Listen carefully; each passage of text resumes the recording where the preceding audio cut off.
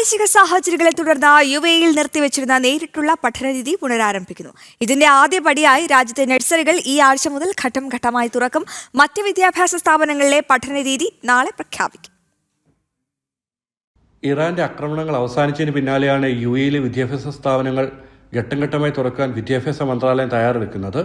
ഈ ആഴ്ച മുതൽ നഴ്സറികൾ തുറക്കാനാണ് തീരുമാനം.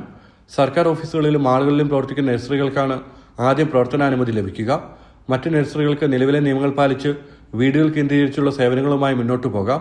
അതേസമയം സ്കൂളുകളും സർവകലാശാലകളും എന്ന് തുറക്കുന്ന കാര്യത്തിൽ നാളെ ഔദ്യോഗിക പ്രഖ്യാപനമുണ്ടാകും. വിദ്യാഭ്യാസ മന്ത്രാലയവും മറ്റു ഉന്നത അധികാരികളും സ്ഥിതിഗതികൾ വിലയിരുത്തിയ ശേഷമായിരിക്കും ഇക്കാര്യത്തിൽ വ്യക്തത വരുത്തുക.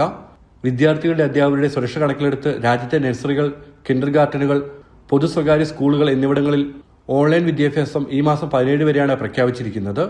വിദ്യാർത്ഥികൾക്ക് പുറമെ അധ്യാപകർ, മറ്റ് ജീവനക്കാർ എന്നിവർ ഈ കാലയളവിൽ സ്കൂളുകളിൽ നേരിട്ട് എത്തേണ്ടതില്ല.